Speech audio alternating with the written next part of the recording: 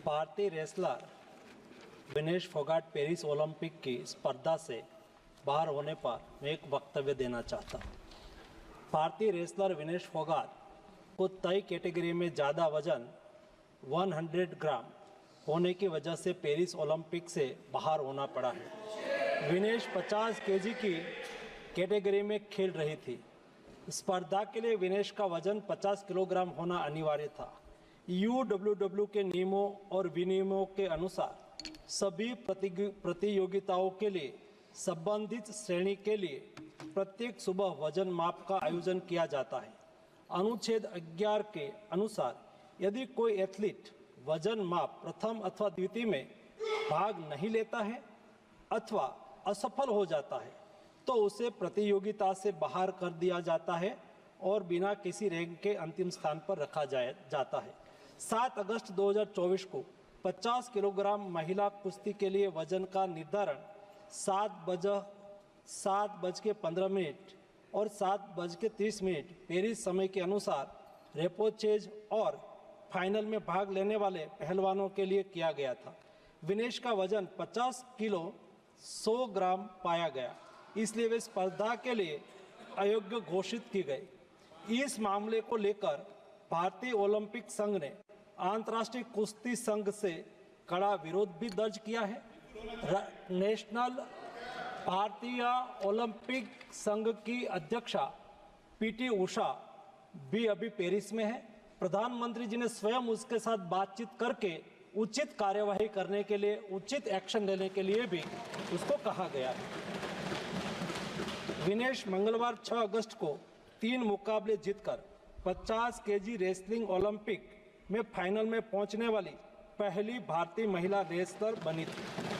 Semifinal में उन्होंने Cuba की पहलवान गुजमान लोपेजी को, क्वार्टर फाइनल में यूक्रेन की ओक्साना लिवाच और प्री क्वार्टर फाइनल में वर्ल्ड चैंपियन जापान की यूई सुसाकी को 3-2 से मात दी थी।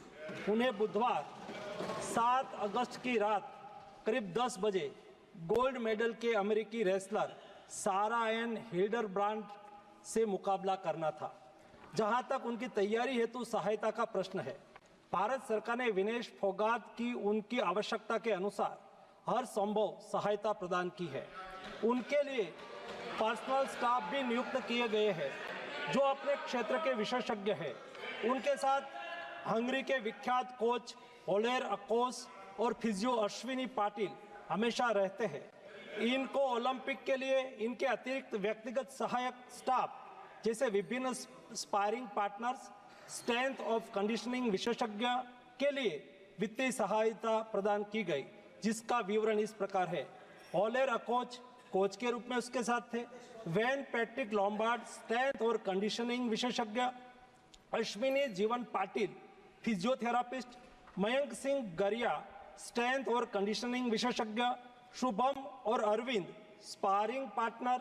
इनको पेरिस ओलंपिक चक्र के लिए कुल 70,45,775 की वित्तीय सहायता दी गई है, जिसका विवरण इस प्रकार है। स्पेन के ग्रेट पिक्स में भाग लेने के लिए वित्तीय सहायता, साथ ही 3 जुलाई से 13 जुलाई 2024 10 दिन तक मैड्रिड, स्पेन के अंतर्राष्ट्रीय प्रशिक्षण शिविर के लिए अतिरिक्त वित्तीय सहायता। इसके अलावा फ्रांस के बुलोन-सू-मेर में पूर्व ओलंपिक प्रशिक्षण शिविर के लिए अतिरिक्त सहायता की है। 2024 अंतर्राष्ट्रीय कुश्ती संघ सेकंड रैंकिंग सीरीज में 6 जून से 9 जून 2024 4 दिन तक बुडापेस्ट हंगरी में भाग लेने के लिए और 10 जून से 21 जून 2024 तक टाटा ओलंपिक सेंटर हंगरी में अंतर्राष्ट्रीय प्रशिक्षण शिविर के लिए अतिरिक्त सहायक स्टाफ के लिए वित्तीय सहायता की है। स्ट्रेंथ और air conditioning coach mister Wayne Patrick Lombard के लिए टाटा ओलंपिक सेंटर हंगरी में 10 जून से 21 जून 2024 11 दिन तक अंतर्राष्ट्रीय प्रशिक्षण शिविर में भाग लेने के लिए भी वित्तीय सहायता की है।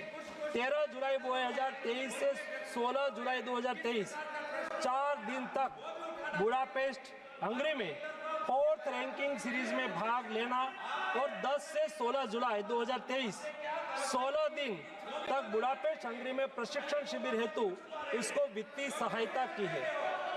वेलमेकेन बुल्गारिया में 10/11/2022 से 3/12/2022 तक प्रशिक्षण के लिए वित्तीय सहायता दी है।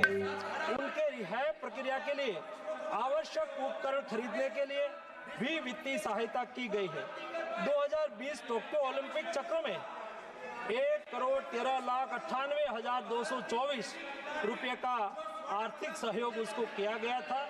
224 पेरिस ओलंपिक चक्र में भी टारगेट ओलंपिक पोडियम स्कीम में 53,35,746 और वार्षिक ट्रेनिंग एवं स्पर्धा कैलेंडर में 17,10,000 कुल मिला के 17,45,775 रुपया हमारे खिलाड़ी को आर्थिक सहायता करके उसको सक्षम करा गया।